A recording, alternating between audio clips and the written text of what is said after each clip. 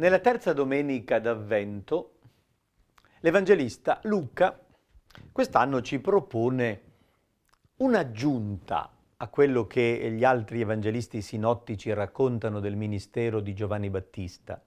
Sono 3 interrogazioni morali che categorie diverse di persone fanno al Battista. Gli chiedono concretamente che cosa dobbiamo fare. Glielo chiedono le folle. E la prima risposta è: chi ha 2 tuniche ne dia a chi non ne ha. Chi ha da mangiare faccia altrettanto. L'Evangelista ci propone 3 linee operative per l'Avvento. La prima è la solidarietà, la condivisione. Chiedono dei pubblicani a Gesù che cosa dobbiamo fare. Esattori delle tasse erano, odiati perché disonesti. E Giovanni Battista dice loro: non esigete nulla di più di quanto vi è stato fissato. Ecco la seconda linea: giustizia, equità, fare le cose bene, fare quello che dobbiamo fare senza prendere di più. Terza domanda: i soldati. E noi che cosa dobbiamo fare? Battista propone: non maltrattate, non estorcete niente a nessuno, accontentatevi delle vostre paghe. Terza linea: superamento della prepotenza, del dominio sugli altri, con una serena contentezza di quello che abbiamo. Il Battista orienta oltre a sé, non solo dà delle indicazioni morali, ma annuncia che dopo di lui verrà un altro che immergerà non nell'acqua, ma nel fuoco, nello Spirito Santo. E lui ha in mano il ventilabro per pulire l'aia, per eliminare la pula che viene bruciata, non la paglia come dice il testo. Il contadino non brucia la paglia, la usa. E la pala non serve per pulire l'aia. Hanno adoperato 2 termini un po' più correnti, ma stravolgendo il senso.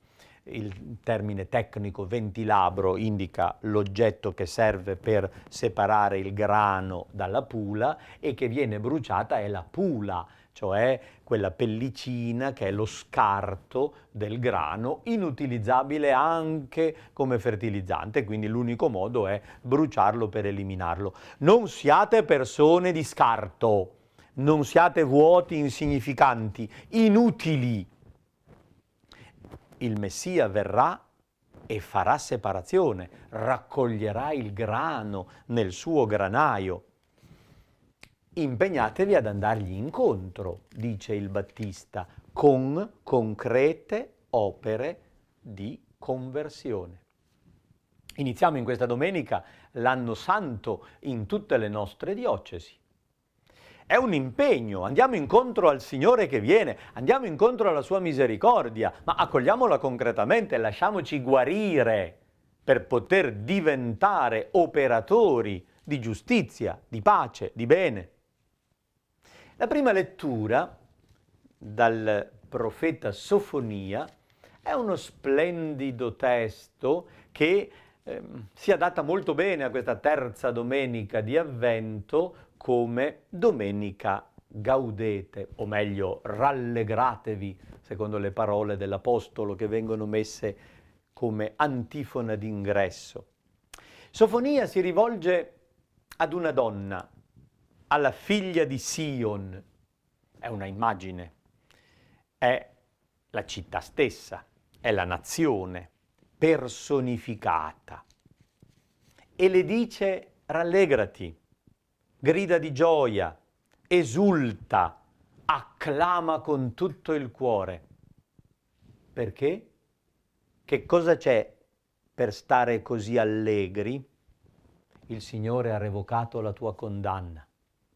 Immaginate di avere ricevuto una condanna e poi immaginate la gioia che esplode nel momento in cui la condanna è revocata. La sentenza viene strappata e annullata. Il re di Israele è il Signore in mezzo a te. Nell'originale ebraico quella espressione in mezzo a te è detta con la parola kereb, che vuol dire grembo. È un riferimento tipicamente femminile e materno. Lo potremmo tradurre nel tuo seno. Il profeta dice a questa donna simbolica, figlia di Sio, rallegrati perché nel tuo seno il Signore, Re di Israele, è grande e grazie a Lui non temerai più la sventura. Il Signore tuo Dio, Bekirbek, nel tuo seno, in mezzo a te, è un Salvatore potente. Noi rileggiamo questo testo anche in chiave mariana, questa figlia di Sion, donna ideale a cui è rivolta la promessa di salvezza, è Maria, la madre di Gesù. Nel suo grembo il Signore è un Salvatore potente. Ma questa donna è anche la Chiesa, è la nostra comunità. Nel grembo della comunità, cioè concretamente in mezzo a noi, nelle nostre assemblee, nelle nostre case, nelle nostre famiglie, il Signore è un Salvatore potente.